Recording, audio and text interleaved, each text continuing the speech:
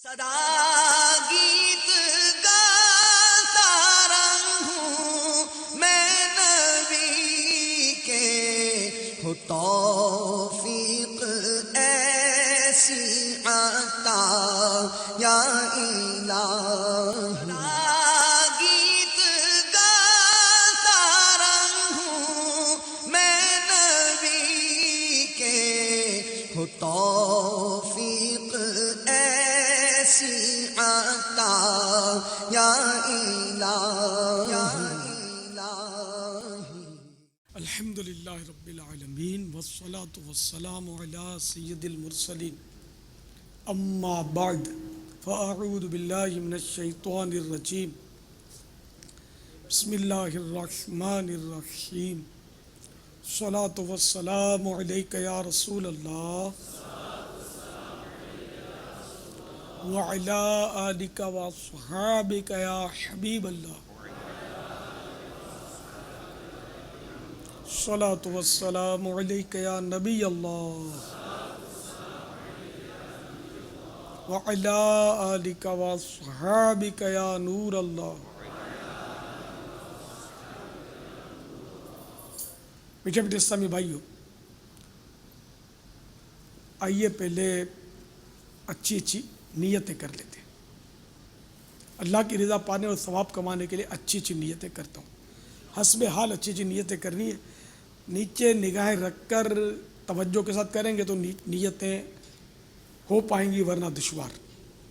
اول تا آخر مدنی مذاکرے میں شریک رہوں گا۔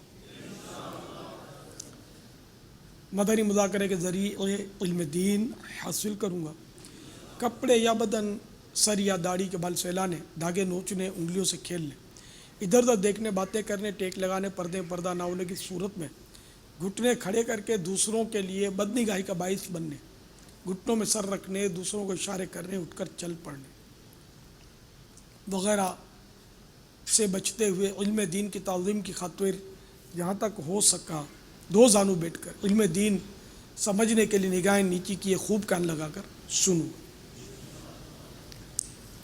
تو دو زانو جو نہیں ہے، نماز میں تحیات پڑھتے ہیں نا، اس کیفیت کو دو زانو بیٹھنا بولتے ہیں۔ صلو علی الحبیب وغیرہ سن کر ثواب کمانے اور صدا لگانے والے کی دلجوئی کے لیے نمایاں آواز سے جواب دوں گا۔ ضرورت سمٹ سرک کر دوسروں کے لیے جگہ کشادہ کروں گا۔ دھکا وغیرہ لگا صبر کروں گا۔ گورنے جھڑکنے الجھنے جھگڑنے سے بچوں گا۔ خاص باتیں لکھ لوں گا۔ حسب موقع عز و جل صلی اللہ تعالی علیہ وآلہ وسلم رضی اللہ تعالی عنہ اور رحمۃ اللہ تعالی علیہ پڑھوں گا۔ مدنی مذاکرے کے بعد خود آگے بڑھ کر سلام و مصافحہ اور انفرادی کوشش کروں گا۔ بنیت ادائے سنت بات کرتے ہوئے مسکراتا رہوں گا۔ آج کے مدنی مذاکرے اور اب تک کی میرے پاس موجود نیکیوں پر اللہ کی رحمت سے ملنے والا اجر برائے ایصال ثواب جناب رسالت مآب صلی اللہ تعالی علیہ وآلہ وسلم، جملہ انبیاء و مرسلین، خلفاء راشدین، امہات المؤمنین، تمام صاحبہ و تابعین و تبعی تابعین، ائمہ مجتہدین، علماء کاملین، مشائخ عاملین، مفسرین، محدثین، تمام بزرگان دین، کل مؤمنات و مؤمنین، کل مسلمات و مسلمین، جمیع شہدائے کربلا، اسیران کربلا، تمام اہل بیت اطہار، مفتی دعوت اسلامی حاجی مشتاق، اعلیٰ حضرت غوث پاک امام اعظم، تمام مدنی قافلوں کے مسافرین جو ہر ماہ 3 دن پابندی سے سفر کرتے ہیں، اور مدنی برقع پہننے والیاں اور مدنی انعامات کے عاملین و عاملات، آمین بجاہ النبی صلی اللہ علیہ وسلم۔ صلو علی الحبیب صلی اللہ تعالی علی محمد۔ باپا یہ ارشاد فرمائیے کہ کچھ یہ پرسوں کی بات ہے کہ مدنی مذاکرہ ہمارا یہیں جاری تھا، چینل پر لائیو تو نہیں تھے، ذمہ داران جمع تھے، آپ ہماری تربیت فرما رہے تھے۔ اس میں آپ نے کچھ خوف خدا سے متعلق ارشاد فرمایا تھا کہ خوف خدا ہونا تو سارے مسائل کا مطلب جیسے حل خوف خدا میں ہے۔ اب یہ خوف خدا کا حصول اور ہمیں نفسیاتی طور پر ہمارے وہ کیفیت نہ ہو اس کو کوئی دوام نصیب ہو، ایک مستقل طور پر ذہن میں ایسا خوف خدا طاری ہو جائے کہ ہماری یا جو بھی مطلب جیسے ناظرین ہیں جو بے باکیاں ہوتی ہیں اس پر کوئی بندے کو لگام ہو جائے. آپ کہتے تھے خوف خدا لگام ہے، تو یہ خوف خدا کا حصول کس طرح ہمیں مطلب کیسے ملے؟ یہ اس کے لیے یہ کہ مطالعہ خوف خدا کے عنوان سے کیا جائے. خوف خدا کے عنوانات پر بیانات سنے جائیں، VCDs سنی جائیں، اور خائفین کی صحبت اگر ملتی ہو تو سونے پہ سہاگا. اور یہ حقیقت یہ کہ اللہ تعالیٰ کی عطا ہے، جس پر کرم ہو جائے تو وہ بس اسے اپنا خوف عنایت فرما دیتا ہے. ورنہ سچی بات ہے کہ دور بڑا بے باکی کا ہے. حلیہ کتنا ہی اچھا ہو، چہرے پر چمڑی کیسی سفید ہو، ساری دنیا اس کو کہتی ہے کہ بڑا نورانی چہرہ ہے، لیکن بعضوں کا دل جو ہے نا وہ خوف خدا سے بالکل خالی ہوتا ہے.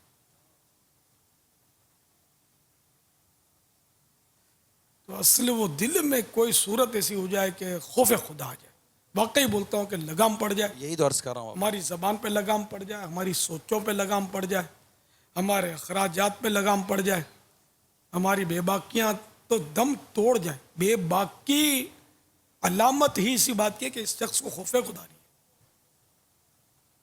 ہر مسئلے میں جو ٹانگ اڑاتے ہیں، وہ تڑ پھڑ بولتے ہیں اور دوسروں کو مطلب لتاڑتے ہیں، جھاڑتے ہیں. ظاہر ہے کہ یہ ساری باتیں خوف خدا والا کرے یہ سمجھ میں آتی نہیں ہے. خوف خدا والا تو ڈرے گا، اگر کسی سے اونچی بات کر بھی لی نا تو اس کو پھر ڈھونڈے گا یار کہیں اس کا دل نہ دکھ گیا ہو، ڈرے گا. لیکن یہاں تو آپ کو پتہ ہی ہے کہ اگر کسی کو جھاڑ بھی دیا اور اپنے سمجھا کہ تم نے جھاڑا، میں کیا غلط کیا، اپنی ذات کے لیے تھوڑی جھاڑا. اتنے دن سے یہ مطلب وہ درس نہیں دے رہا یا قافلے میں سفر نہیں کرتا، میں نے اس لیے جھاڑا. ارے بھائی، قافلے میں سفر کرنا یا درس دینا آخر یہ ایسا کون سا کام تھا کہ یہ اس نے نہیں کیا تو یہ گناہ گار ہو گیا؟ بالفرض یہ گناہ گار ہو گیا، تب بھی تجھے جھاڑنے کا اختیار کس نے دیا؟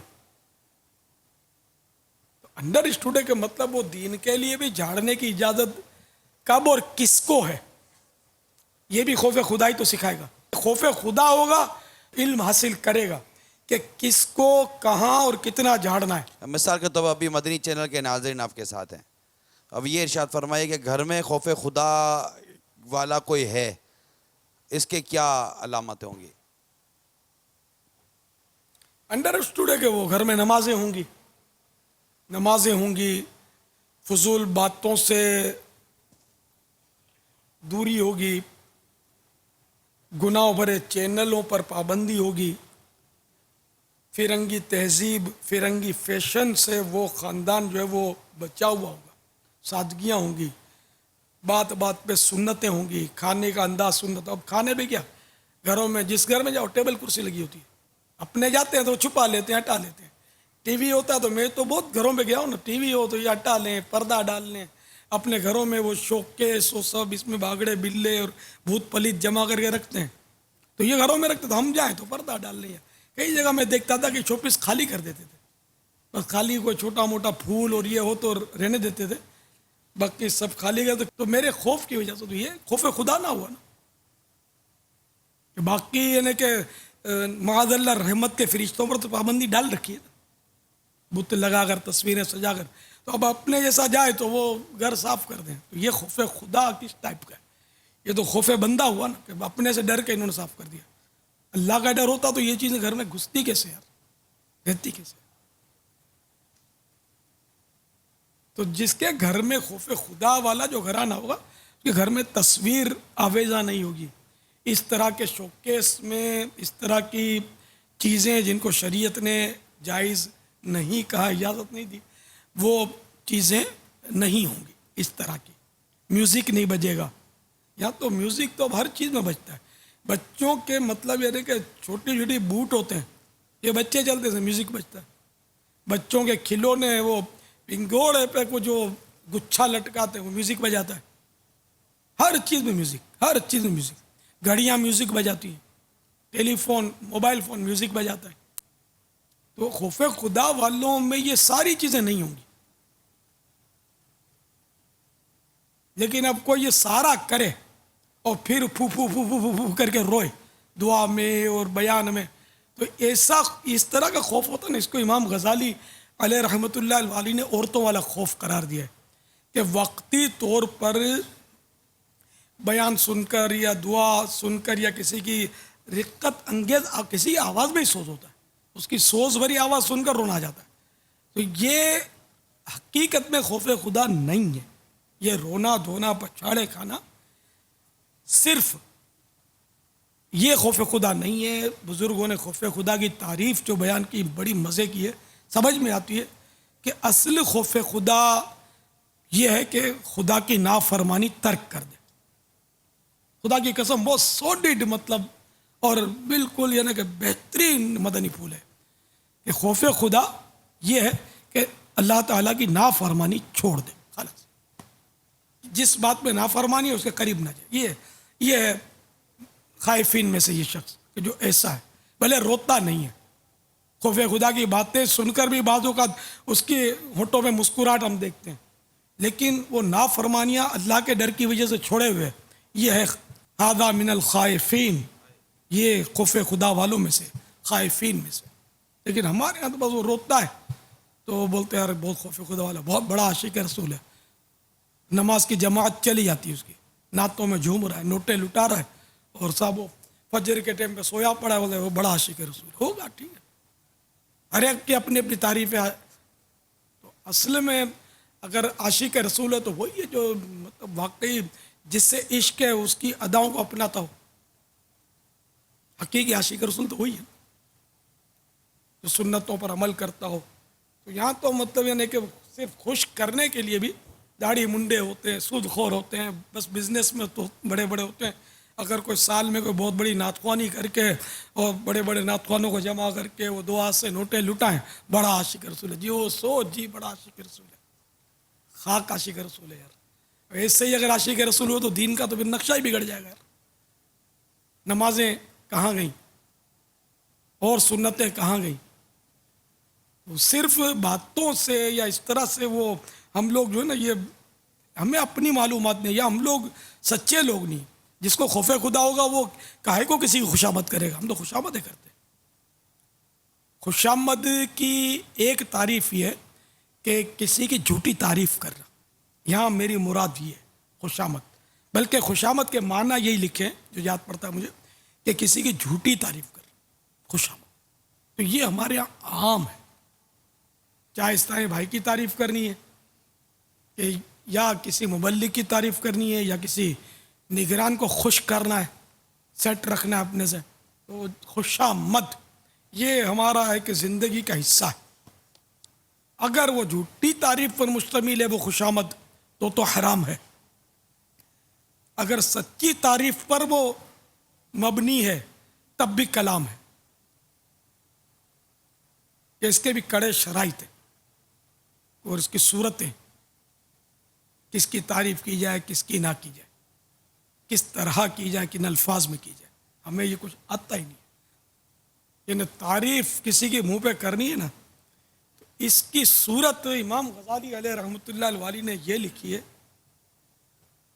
कि इसकी जिसके मुंह में अब तारीफ़ कर रहे हैं ना, ये इतना फ़ना है, इतना मिटा हुआ है कि इसके मुंह पे तारीफ़ करने से ये फूलेगा नहीं, खुशफहमियों में नहीं पड़ेगा कि मैं अच्छा आदमी। इतना उसका जहन मंजा हुआ है और हम इसको जानते हैं कि ये फूल नहीं पड़ेगा। और हम जिस अंदाज में जिस तरह धनिया के पेड़ पे चढ़ाते हैं तारीफ़ें कर करके, धनिया का पेड़ ये एक मुहावरा है, धनिया का पेड़ होता नहीं है, इतना सा धनिया होता है, तो यूँ हम मतलब यानी कि इतना ऊँचा चढ़ाते और गिराते हैं धाड़ करके तो पानी भी नहीं देते। हमारी न ज़बान से खौफ खुदा का इजहार है, खाली खौफ खुदा की बातें, खौफ खुदा की हिकायतें बयान कर देना, ये सिर्फ खौफ खुदा नहीं है। असल किरदार में खौफ खुदा की झलक पाई जाए, ऐसे نایاب نہ صحیح کمیاب ہیں ایسے لوگ، مزاروں میں چلے گئے، کئی غاروں میں چھپے ہوں گے، باقی تقریباً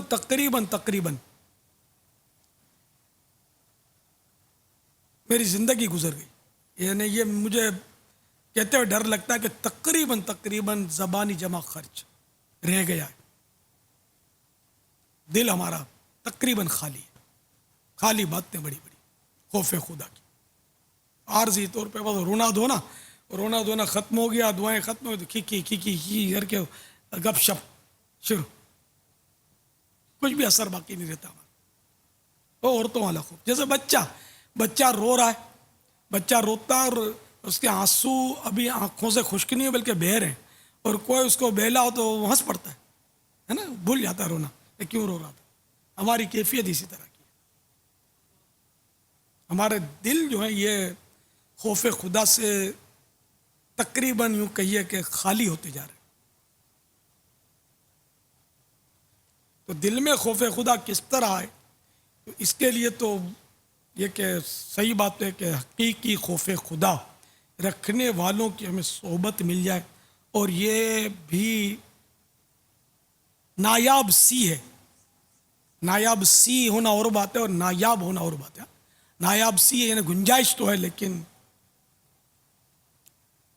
ہے بہت مشکل، کسی کو خوف خدا والا سمجھ کر اپنے قریب جاتے بھی نا بعض اوقات تو وہ نکلتا کچھ اور ہے، جب وہ بولنا شروع کرتا ہے نا، یا میں اپنے تجربات کا عرض کر رہا ہوں، میں استاذ بہت ہوں اور بہت صحبتیں پائی ہیں، میں جنرل بات کر رہا ہوں کہ ہے بہت دشواری، وہ تھوڑی صحبت میں رہو تو پھر بعض اوقات اتنی باتیں سامنے آ جاتی ہیں کہ جو حقیقت سے الٹ ہوتی ہیں، بہت تعریفیں سن کر بھی جاؤ تو ایسی باتیں بعض اوقات سامنے آتی ہیں کہ دل خراب ہونے لگتا ہے، لیکن ہر ایک ایسا یقیناً نہیں ہوتا، وہ یہ بھی ہو سکتا ہے کہ ہمارے محسوسات ہی غلط ہوں اور اگلے کی کوئی مصلحتیں ہوں جو ہم نہیں سمجھ سکے، ہمیں حسن ظن کا جام ہی پیتے رہنا چاہیے، لیکن ہے بہت بری بات، کوئی بیٹھک اگر یوں مبالغہ کریں تو غیبتوں سے خالی نہیں ہے، یہ تقریباً جو بھی جنہوں نے غیبت کی تباہ کاریاں پڑھی ہیں ان کو اندازہ ہوگا اس کا، جو حساس حصہ ہیں ان کو پتہ ہوگا کہ نہیں ہے خالی۔ اب منہ بھر کے غیبتیں کریں، باتیں کھول کے ہنسیں، کھی کر کے ٹہکے بلند کریں، اور نام یہ ہو کہ بڑا خوف خدا والا ہے، بڑا عاشق رسول ہے، تو وہ دل ٹھکتا نہیں ہے، کیسے ٹھکے گا؟ کبائر کا ارتکاب کر رہا اور خوف خدا والا اس کو کہا جا رہا ہو، وہ ہے ذرا مشکل سے سمجھ میں آتی ہے نا بات۔ تو ہم لوگ اہل ظاہر ہیں، اس لیے وہ ظاہری باتوں سے یا نام سن کر ہی بس وہ اندازہ ہوتا ہے، لیکن حقیقت میں خائفین کی صحبتیں نایاب سی ہیں، بہت کم ہو گئی ہیں۔ اب یہ کہ وہ خیر الجلیس الکتاب، یعنی کہ کتاب بہترین جلیس ہے، یعنی مصاحب ہے جس کی صحبت اختیار کی جائے، یعنی کتاب کی صحبت بہترین ہے، یہ وہ دور ہے، کیونکہ بندے کی صحبت لینے جاتے ہیں تو اکثر منہ کی کھاتے ہیں، یہ دور وہ دور ہے۔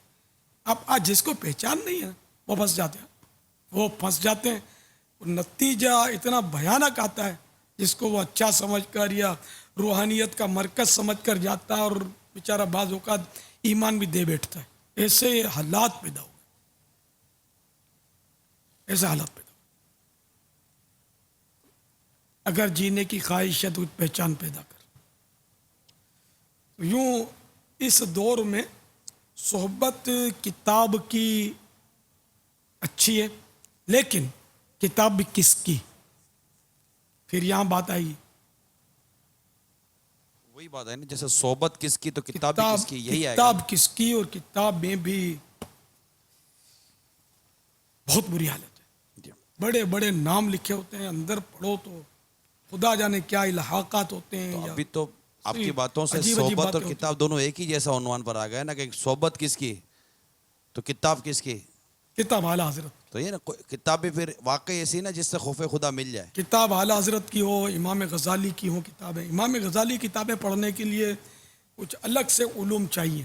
ان میں سب سے بڑی بات یہ کہ اپنے حنفی مذہب کی معلومات ضروری ہے، ورنہ گڑبڑ ہو جائے گی.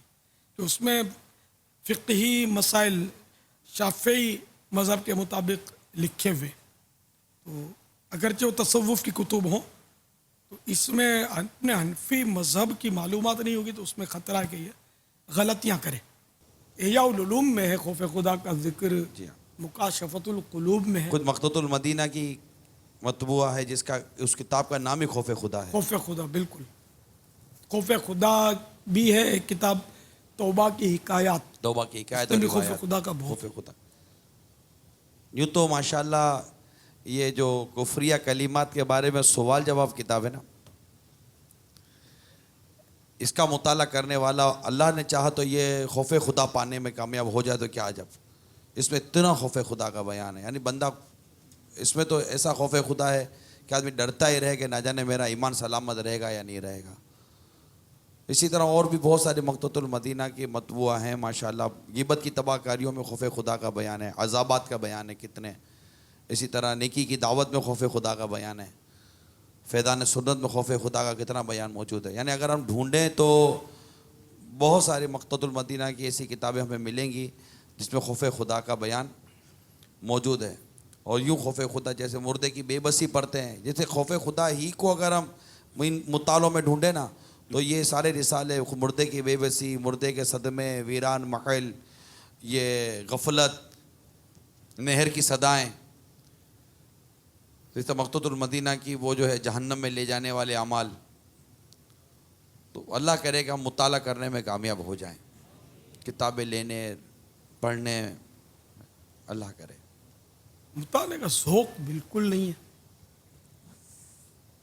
یہ بس تھوڑا اپنے اطراف میں سے بیچارے چند ایک مل جاتے ہیں مطالعہ کرنے والے، ذوق نہیں. تو یہ بس مطالعہ ضروری ہے. پیارے باپا جان، اکثر مدنی مذاکروں میں آپ نگاہوں کی حفاظت کے مدنی پھول اور نگاہیں جھکائے رکھنے کی ترغیب دلاتے ہیں. آخر ہماری ہی نیچی نگاہیں رکھنے پر اتنا زور کیوں؟ اصل مسئلہ ہم لوگ جو نگاہیں نیچی رکھنے کا زور دے رہے ہیں نا، کہ بدنگاہی کا سامان چاروں طرف ہے. اب روڈ پہ نکلو تو یہ سائن بورڈ، یار دیکھنے والے ہیں کیا سائن بورڈ؟ یار عورتیں، جوان عورتیں، گندی تصویریں، ان کی نخروں والی تصویریں، کیا نہیں ہے مطلب روڈوں پہ. اب سامنے دیکھو تو اسکوٹر پہ جا رہی ہے، چٹیاں لے رہی ہے اس کی. اب عورت کے کھلے ہوئے بال، اجنبیہ کے، غیر عورت کے ان کھلے ہوئے بالوں کو قصداً ارادتاً دیکھنا حرام ہے. ٹھیک ہے، اب پہلی نظر پڑ گئی، جو اچانک پڑی وہ معاف ہے، لیکن آپ خود سمجھتے ہیں کہ وہ نظر کو لوٹانا یہ بھی بعضوں کا دشوار ہو جاتا ہے، اتنا یہ عام ہے. تو اس لیے وہ نظر نیچے رکھنے کی عادت ہوگی نا تو اس کا بہت فائدہ ہوگا. اب ہوائی جہاز میں جاتے ہیں، ایئر ہوسٹس ہوتی ہے، شاید ان کے لیے جوان ہونا بھی شرط ہے، اور سنا تھا کہ کنواری ہونا بھی شرط ہے. یہ ان کا عجیب تصور ہے، اور یہ پتہ نہیں مسافروں کی انجوائے کے لیے رکھتے ہیں کیا. اس کی بڑی ٹریننگ ہوتی ہے، بڑی دل لبھانے والا معاذ اللہ اور لوچدار ان کا انداز ہوتا ہے، بڑی یعنی کہ نرم گفتگو، ان کو لگتا ہے ٹریننگ ہوتی ہے ان کی کہ پیسنجر کا دل لبھائے. وہ آ کر وہ بہت ہی نخرے کے ساتھ وہ نرم لہجے میں آ کر سوال کرے گی کہ آپ کو یہ چاہیے وہ چاہیے، بہت ہی سلیقے سے جواب دے گی. بہت ہی خوفناک ماحول ہوتا ہے ہوائی جہاز کا. تو اب ایسی صورت میں نگاہیں نیچی رکھنے کی عادت نہیں ہوگی نا تو آپ مارے جاؤ. یعنی یہاں تک کہ اگر پانی پینا بھی ہے نا، اپنے پاس پانی ہے، ان سے تو آدمی کیا مانگے پانی؟ یار مانگنا بھی نہیں چاہیے ان سے، کوئی چیز نہ مانگی جائے ان سے. یہ آئے گی پوچھنے کے لیے، آپ بھی میٹھے میٹھے بن کر مانگو گے تو بڑا مشکل ہے. کیسے اپنے آپ کو بچاؤ گے؟ ہے جوان اور بے پردگی شرط ہے، برقعے والی تھوڑی ہوتی ہے. تو اب اس سے پانی مانگو گے تو بھی مصیبت، اپنا پانی پیو گے تب بھی آزمائش. پانی پیو گے تو پانی پینے میں ظاہر ہے کہ پانی یوں نہیں پیو گے، یوں پیو گے، یوں پیو گے، اور آنکھیں جا کر وہ کھڑی ہوتی ہے اکثر ایئر ہوسٹس پہ پڑیں گی. تو اس لیے اس میں یہ آپ کو پریکٹس کرنی ہوگی کہ جب بھی ایسے مواقع پر پانی پیے، چائے پیے، کوئی چیز کرے تو یہ بھلے یوں دیکھ کے پی رہے ہیں، اب اوپر ہوئی آنکھیں تو آنکھیں آپ کی بند ہو. اب یہ اگر کھڑی بھی ہے بڑھیا تو یہ اپنے کو نظر نہ آئے. یہ سب پریکٹس کرنی پڑے گی. یہ کب ہوگی؟ جب خوف خدا ہوگا. خوف خدا ہمارے اندر بہت بہت بہت کم ہو گیا، تو اس لیے وہ بس یہ رہنمائی نہیں ہو پا رہی. صلو علی الحبیب صلی اللہ تعالی علی محمد. صدا گیت گاتا رہوں میں نبی کے، ہو توفیق ایسی عطا یا الہی. صدا گیت گاتا رہوں میں نبی کے، ہو توفیق